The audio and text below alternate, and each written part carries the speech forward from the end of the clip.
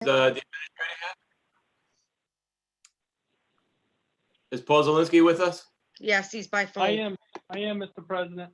Okay, Councilor O'Hara is with me as well. all right. So, we ready to go? Ready. Okay. No, Smithfield Town Council, July 12th, 2021. Madam Clerk, will you lead us with the prayer and the pledge, please? Lord, assist with thy Holy Spirit of counsel all those who are serving in positions of authority and responsibility.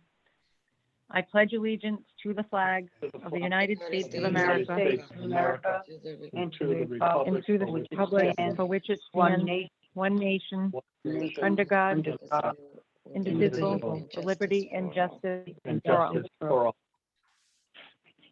Roll call, please. Ms. Alves? Here. Mr. Corvo? Here. Mrs. O'Hara? Here. Mr. Vadnez? I can't hear Mr. Vadnez. He's not in. He's not here. Okay. Sorry. Okay, Mr. Bjergvad. Here. Okay, I'd like to thank everybody for making the effort. I know this is last minute. This is kind of important. 2 weeks in the middle of the summer doesn't seem like a lot, but if we could save 2 weeks on the back end of this thing, it could mean an extra couple of games, extra couple of football games or events that could be taking place during the school year. So that was what the urgency was, to get this moving. The quicker we approve this, the quicker we vote on it, put it that way, the quicker that the process can get started and the field can stop being utilized. So let's get right down to business then. New business, discussion by council, vote or other action to approve the award as recommended from Traverse Architects to Fieldturf Tarkett, the low bidder regarding synthetic turf and track replacement project. I know we have Mr. Eddie on with us. Mr. Eddie, can you hear me? Yes, I can hear you. All right, somebody's making a lot of background noise. I don't know who that is, but I'll mute everyone. mute everyone but Mr. Eddie. Okay. All right, Mr. Eddie, if you wouldn't mind, I know that I did read your report, but if you could just update us on the condition of the field at its current condition, that'd be a big help. Yeah, so there's two things you should know. Again, my name is Arthur Eddy. I'm a principal and owner at Traverse Landscape Architects. I am the head of our athletic division. So I do athletic fields across the board. That's stadiums, all across Massachusetts, all across New England. The report that you have is from Replay Maintenance. I also own Replay Maintenance, which is a synthetic turf maintenance company. So I assessed from the side of what replay maintenance would look at from a field standpoint. So when I went out and looked at the field, we test really for three things.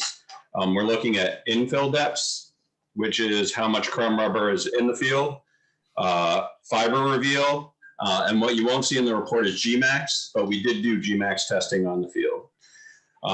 So basically, the way a synthetic turf field, when that field was originally installed, it was 2.5 inches with 2 inches of crumb rubber. If you can see through the report, it currently is somewhere between 1.5 inches and 1.25 inches and a 1/2 inch to 1 inch of crumb rubber. So what creates your impact attenuation? So when an athlete lands on the field, steps on the field, crumb rubber is creating impact attenuation. So you test for Gmax, which is the test required by ASTM for that. There are two standards within the country. One is NFL, which is 165 Gmax. The harder it is, the harder it is, the lower it is, the softer it is. 200 is ASTM. ASTM is once you're above 200, it says it's actually potential for critical injury. So once you're above 200. So when I tested the field, there are 4 spots on the field that are over 200. There are also an additional 2 spots on the field that are over the NFL protocol. And beyond that, there's another couple of spots that are right below the NFL protocol. So what's happening in the field, there's no more fiber left. So you can't add rubber to the field because there's no more fiber. You basically would create marbles across the field. It would be like an ice rink. So you can't get the impact attenuation within the field anymore because the fiber shredded. That's kind of critical to safety, obviously, safe play on the field.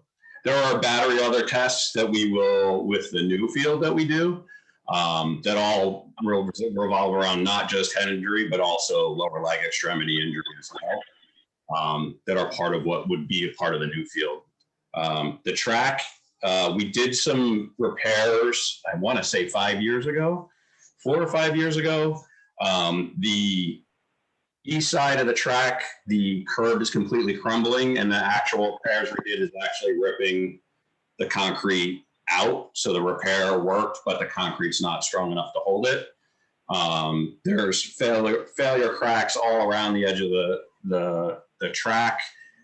There's areas where the track is completely worn out. And again, looking at replacement of the track as well.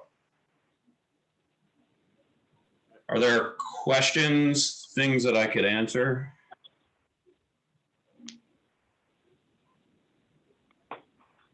So the risk of injury is increased substantially with the current condition of this field, is what you're saying. That's correct. Okay. Does anybody else have any questions for Mr. Eddy? Yeah, I have one, John. What, Mr. Eddy, what type of maintenance should the town have done or should it do in the future to prolong the new turf that's potentially going to be laid down? Yeah, so previous maintenance, it's hard to tell. I mean, some of the things that happen when the added year is probably one of those things that you should prepare for. Typically in a crumb rubber field, you look at year 8. As part of this contract, one of the things that we've done through Traverse Landscape Architects is we are adding annual maintenance from a professional. So turf will come in annually, from the field, check the field for repair, check info levels, and they'll do a head injury criteria test, so you have that for your records. The field should be groomed every 100 hours of use. So during the season, can be almost once every other week, and then kind of off season once a month. And grooming, the equipment comes with the turf. And it's basically, there's training when we install the turf from the manufacturer. They'll walk you through exactly what needs to happen.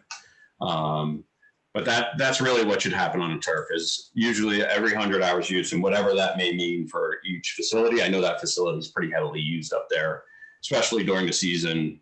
It would be good to have that happen pretty much every other week during the season. But it does, as I mentioned, include that annual maintenance. So I like to have a professional on it, look at it, understand exactly what's happening. So that's part of the contract over the 8-year warranty. Thank you. Madam Clerk, I'd just like to make a quick note, not to get off subject, but it appears that Mr. Vadney is now with us. So if you could just mark him present. Mr. Vadney, are you with us?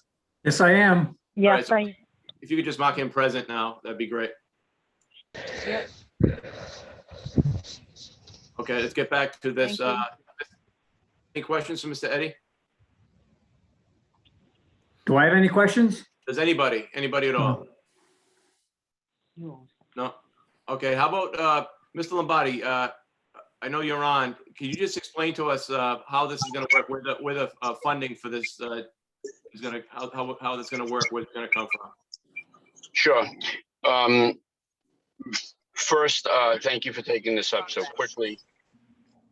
But the funding is coming from our surplus from the last year's budget. And we have presented that to you as to how we made those savings. We made those savings through efficient use of our resources, being in front of the curve on many of the things that were asked, of us we already had in place. If you recall, one of the things that we had in place, which helped us tremendously, was the HVAC system that was approved by the town council. So we were able to save quite a bit of money, and we were happy about that. And as you know, we have been coming to the council year after year after year, explaining that the turf field.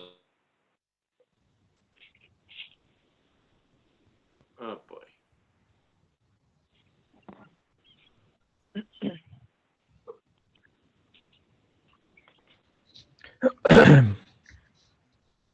Is he done, Mr. Lombardi? We lost your audio for a second. Can you hear me? Is it me, or can anybody hear me? Yeah, I can hear you, John. I I can think, hear you, John. All right. I can hear you, John, but I cannot hear Jim. Yeah, no. How about- Jim, there you go. Jim, you there? So yes, so Okay. we have been, as you know, coming to the council year after year, stating that the useful life of this field has passed, and that we're going to, when we request money every year to fund this. Luckily, I don't want to say luckily due to COVID, because that doesn't make any sense, but we were fortunate enough, I guess, that we were able to save money to do the field. And then we put this whole project behind us, so we don't have to come to the council. So I'm almost going to say it's close to us, turning the money over to the town, our excess, and then paying for the field. It's more direct than that, of course, but these are funds that, are going to be invested in a town asset. The town will be using it. And, as you know, we voted it out of the school committee unanimously. This field is heavily used. And I know that there's some argument about, what about grass and what about different things? I don't think a grass field works here. And the reason for it is, if we had 3 different fields, one for football, one for soccer, one for lacrosse, that's one thing. But we're using this field for all 3 things. Plus, we rent it out. So I think an average use of a field on grass is 25 hours, and we can use this field 68 hours because it's turf. And again, I think that it's an efficient use of the money. I think we need a turf field there. I don't think there's any other option. So, of course, we're looking for your support to push this over the line and get moving on this. We expect to do this sooner rather than later if it's approved by you. Can we somehow maybe commit? I know we started a program or process last time as far as committing money every year, and that with the rental or whatever, but that kind of ended up falling apart. Could we somehow commit? We might not have a surplus in 10 years from now. You know what I mean? Right. So one of the things that we've done, well, I can tell you 2 things. One thing is that I did get an email, and obviously we have to go through a process and everything else, but I did get an email from someone saying that they would guarantee us $100,000 a year in revenue just by having them manage the field. And, that's not something that I'm saying, oh, that's a great idea. I think that we may need to bid that out and figure that out. But the other thing is, as you know, we've been putting money aside, and we will make it a dedicated revenue account as soon as we can. I will raise that to the school committee, but we have been doing that automatically. I don't know if Lisa's on the line, but we have probably close to $200,000 in that account. Exactly 211. Yeah, 211,000. And so since I became chairman, we did put money aside. And again, although $211,000 over a 4 or 5 year period isn't a lot of money, I think that with the concession stand, the bathroom, throw field, we can now charge more money, and we're going to have those big events that we can have at our fields. So that's one thing that I will bring to the school committee, and I can almost, I can tell you that I will advocate for setting up that special account, but that'll be a formal process. We already do it anyway. Okay. All right, any questions out there for Mr. Lombardi? Mr. President, Mr. Vadney? two issues. One to address the earlier comment by the chair, Lombardi, about the grass fields and stuff. This goes back, Jim, it's a history lesson maybe. When we originally looked at this field turf in 2006, one of the issues that came up was, yes, grass doesn't last, especially getting the use by soccer, football, and lacrosse wasn't even there at the time, or some of the other sports. But you need to irrigate a field. And you also have a public drinking supply on that site. So irrigating a field and fertilizing that field is going to impact your underground utilities and your septic system and whatnot, as well as your wells. That's the reason that we switched over to the field turf, because yes, it gives you more field time every week, but there's a longer period that it sustains your public drinking supply without putting it into jeopardy. That was the impetus to that at the time. So yeah, this is the way to go. And you're seeing it more and more. Public schools are going that route. Cumberland has done it. Lincoln has done it. And so we were the first public school really to look at this. The other issue addressing setting monies aside. When I was on the school committee, we had set up a dedicated account. The town council was on board with it. And it fell apart because between the budget committee, the school committee, and the town council, it was agreed, no, we're gonna take that money, we're gonna sweep it and put it into the operational budget. And so we could be at the point today where you had those monies to replace the field, because we knew that it had a 15 to 20 year lifespan on it. So we could be at that point where we would have had the money. And yeah, you said it correctly. Fortunately, we were able to save money during this COVID period. It wasn't like a good thing. Nobody wanted any of that. So my only worry to that is I'm not going to be here in 10 years. You may not be there in 10 years. The superintendent may not be there in 10 years. And someone else comes in and says, oh no, we're gonna take this money and do something else with it. And that's the jeopardy to it. I don't know how, I don't think there's a way we can fix it, but that's the jeopardy to it. And then I did catch Mr. Reddy, some of the last comments that he was making in regards to the field turf. And that was one of my big concerns going forward, is that we know that it wasn't maintained properly, which created its failure sooner than it probably should have. Glad to hear some of those comments that yes, we have a maintenance agreement that the field turf is going to come in and review it every year. That we're going to groom it on a regular basis, because that hasn't been done. We need to put down those mats to cross the track. We need to police people on the track. There's so much gum and I mean, the report says it all. There's so much debris up on that field because we're not supervising who's using it.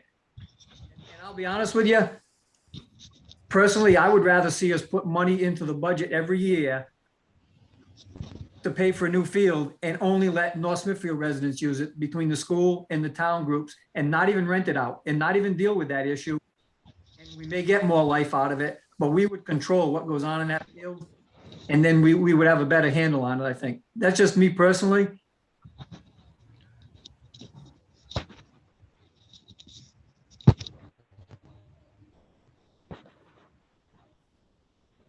Anybody else?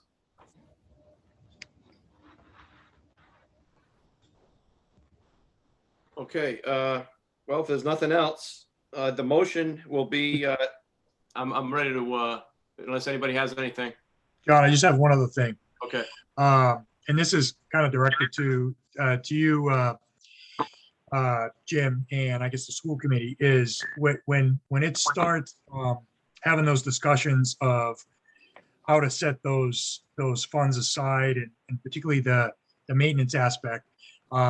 I mean, do you think it would be appropriate to combine those discussions with town council, just to make sure that we're going at it from a unified front?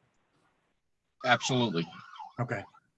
So I'm trying to figure out while we're talking about this is to try to set up something that's legally binding. And I don't know if maybe I can work with the solicitor on this. I'm almost going to say a trust where we enter into it jointly and we pay a certain amount of money into it every year, so that we know that there's a minimum amount in 15 years when we have to change it. So at least maybe half of it's there, or a minimum of half of it's there, or a minimum of a certain amount is there, maybe $1 million over 15 years.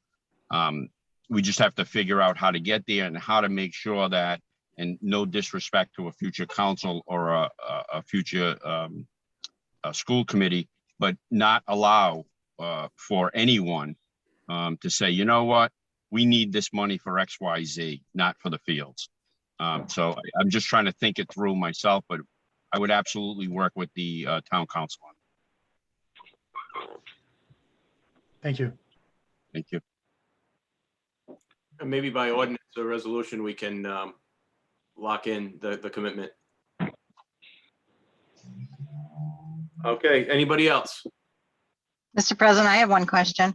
Ms. Alves? Now, does this new field include the throwing field that we would require to have to host events at the school? It does not. That'll be coming very soon. We do have a plan for that. Mr. CP couldn't get it done with this process.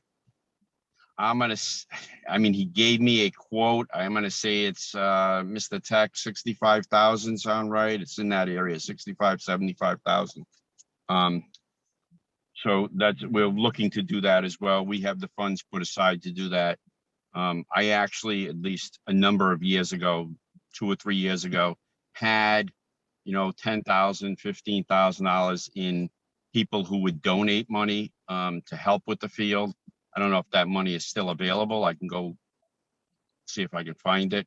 But that would be the last, well, that plus the rooms and concession stands would be the last piece of the puzzle. So North Smithfield still wouldn't be able to host track events after all this is said and done until we did extra spending to get this throw field. That's correct, but that should be coming within the next few weeks.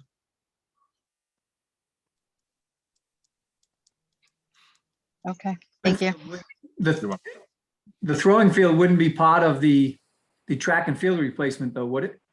Takes place in a different area. Correct.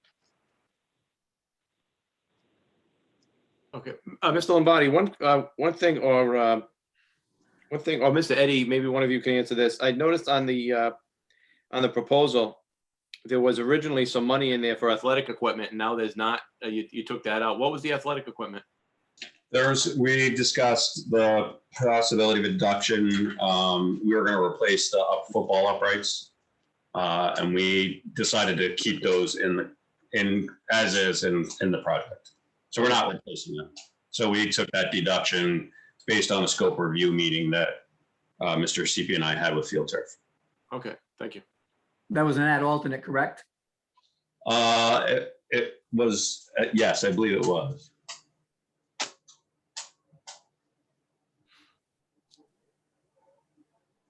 Okay, anybody else?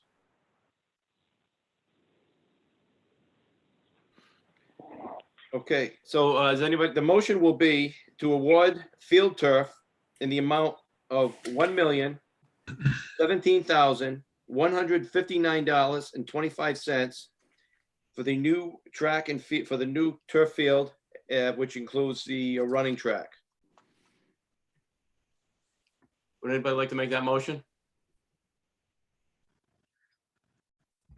John, I'll make a motion to approve the contract and award the bid to Travis Landscape Architects and award the bid to Fieldturf in the amount of $1,017,159.25, which excludes the athletic equipment.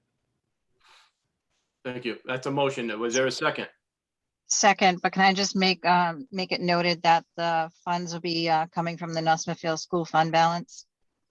Yeah, that can be on the record. So is there any further discussion? We have a motion and a second. Is there any further discussion? Roll call, please. Ms. Alves, Yes. Mr. Corvo, Yes. Mrs. O'Hara, Yes. Mr. Vadnez, Yes. Mr. Biragad. Yes.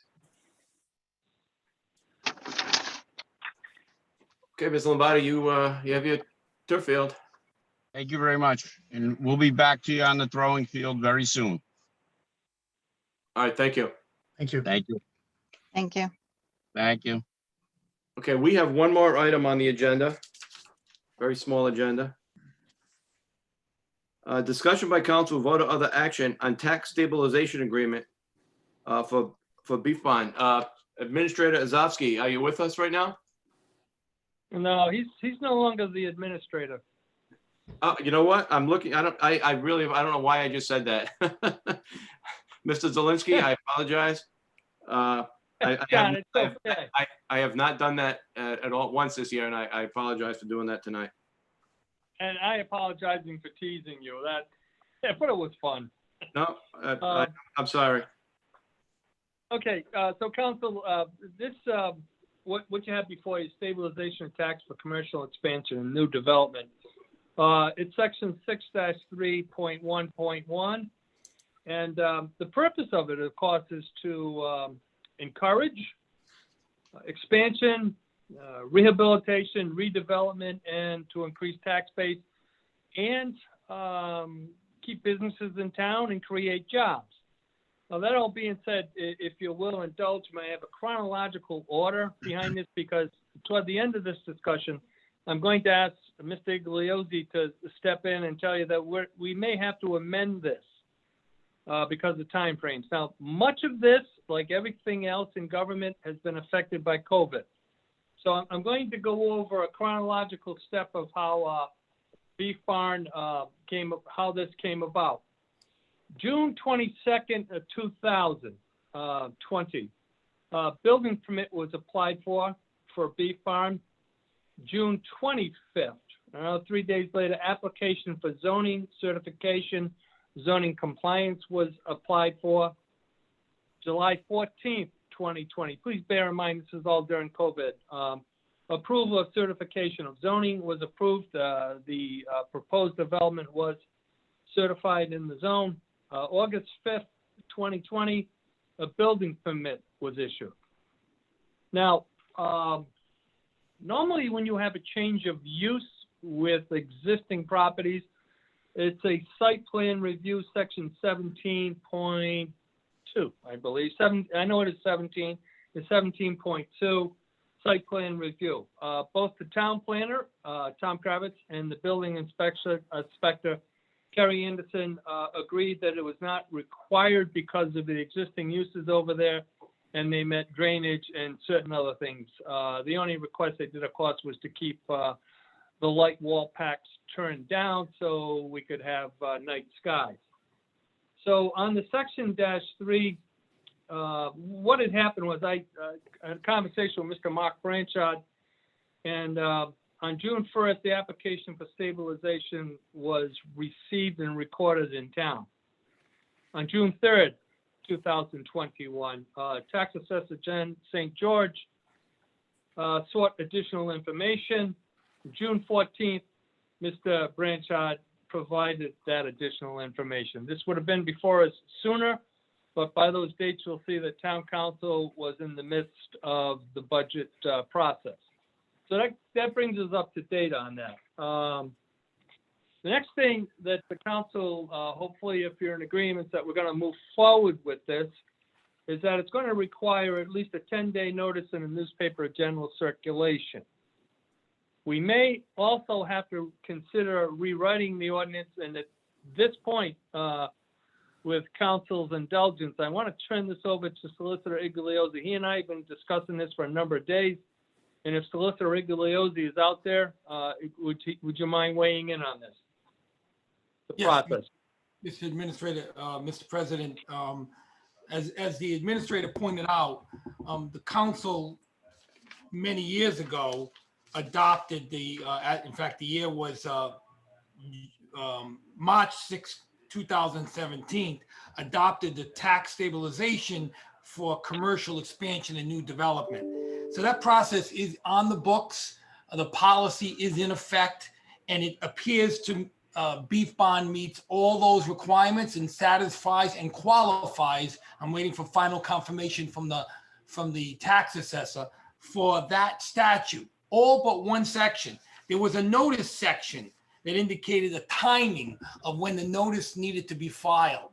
Now, the administrator just pointed out we're in the midst of the pandemic.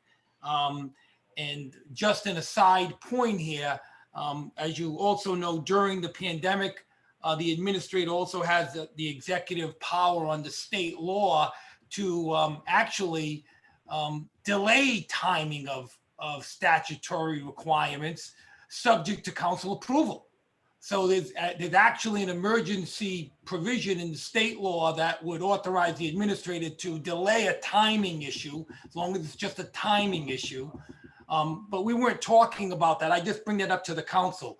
What the administrator and I were talking about is that we get this matter scheduled for public hearing and consideration, which is required by 6-3.11. And also prior to that, which would be the next council meeting, July 19th, I believe, file the first amendment to the first reading of an amendment to 6-3.11 that would either modify the notice requirement as to timing so that the application would not be affected, or alternatively modify it as to purely notice being required pursuant to the council's discretion.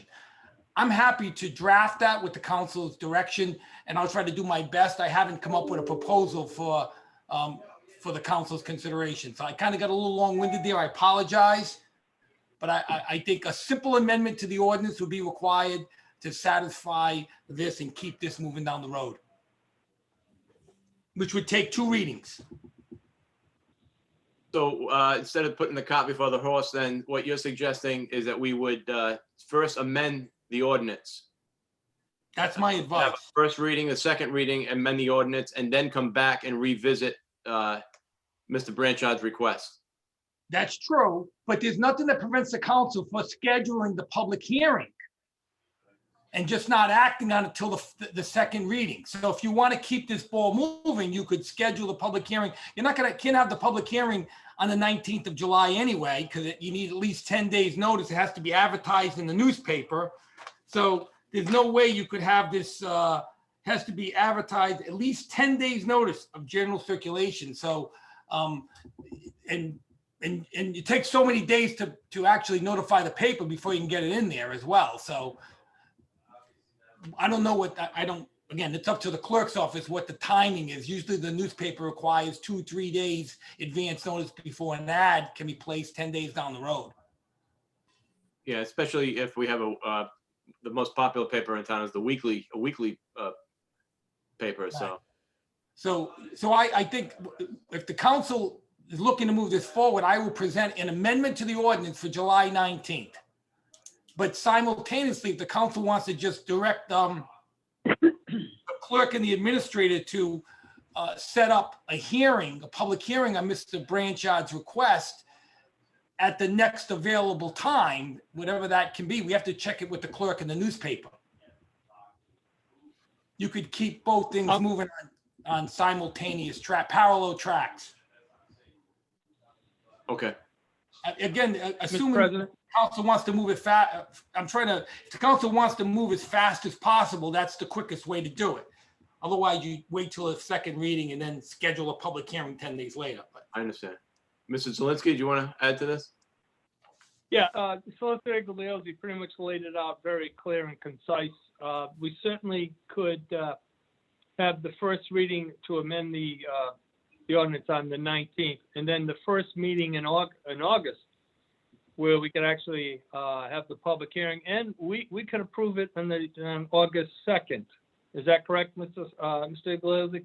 Yes, I reviewed the ordinance this afternoon after you and I spoke, and this is not a zoning ordinance. So it does not require 3 successive weeks of advertising.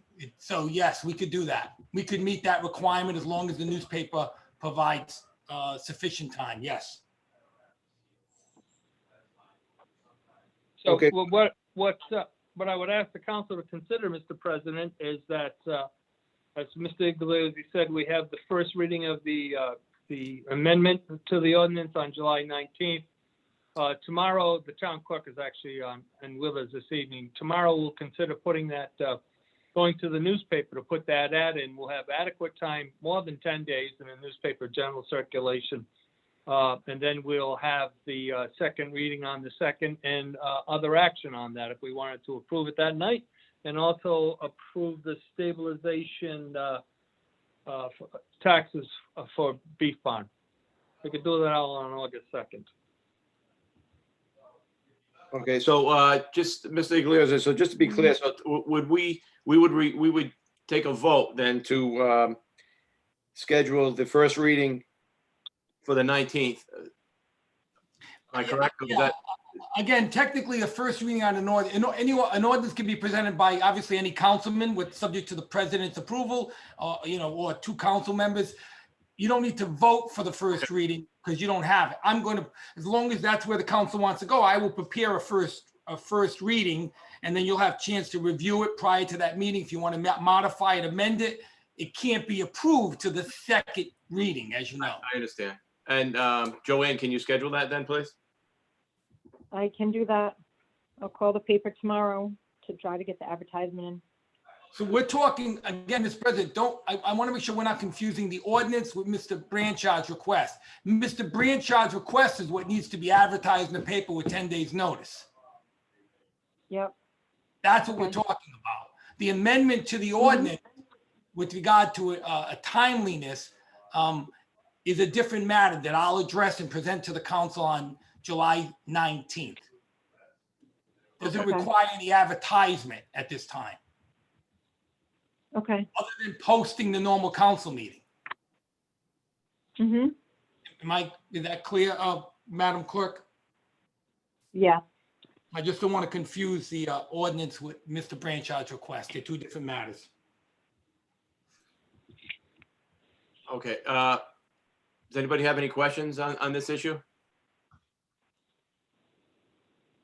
What I would suggest is you would need a vote to schedule the public hearing for Mr. Branchard's request. That you would need a vote for, Mr. President. Mr. President, Mr. Vadney, I'm going to make a motion that we schedule a public hearing for MMB 2. The firm, I believe, for August 2nd. okay, that's a motion. Do we have a second? Second. Second. Okay, we have a second. And it's a public hearing for the tax stabilization agreement. Okay. For the second, I would just like to point out that I spoke to Mr. Branchard, and he has good reasons why he's leaving the corner where he is and moving over to the new location. And he could have just at that point just said, you know what, I got another place in Bellingham, I'm all set. But he decided to reinvest in town. So I think this is any help that we can give anybody that's willing to stay invested in the town is a great thing. So. Can I just say something? So you don't want me to go over the 2 5-year and 10 plan agreement I set up today? Wait till the 2nd? Yes. Yes. It doesn't have any, it doesn't serve any purpose at this point. I don't mean to weigh in, Mr. President, but it doesn't serve any purpose to review it now. It needs a public hearing, which requires review by state law, by your local ordinance and state law. Okay. Yeah, we're not gonna deal directly with that today. The only thing we needed, Madam Treasurer, was, Madam Tax Assessor, was confirmation that the only issue in your department with regard to the application as it applies to the ordinance was the timing of the notice. Yeah, Is that the only issue that you see with this application? yes, And that finishes my comments, Mr. President. We're going to correct the notice technical problem simultaneously with scheduling the public hearing on Mr. Branchard's request. Okay, In other words, Mr. President, the tax assessor has just told us that Beef Bond is qualified to seek this tax stabilization agreement. But the timing, we need to address the timing issue on it. correct. And so we'll have the public hearing on the 2nd. okay. So we currently have a motion and a second for the public hearing on the 2nd for the beef bond. Is there any more discussion? Roll call, please. Ms. Alves, Yes. Mr. Corvo, Yes. Mrs. O'Hara, Yes.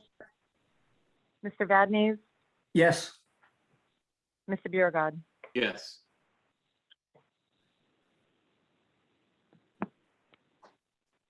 All right, so I think that pretty much covers everything. Do we have a motion to adjourn at this time? Motion to adjourn. All in favor? Aye. Aye. All right, thank you, everybody, for this short notice meeting. I appreciate it, and we will see you on the 19th. Night. Thank you. Adios. Night.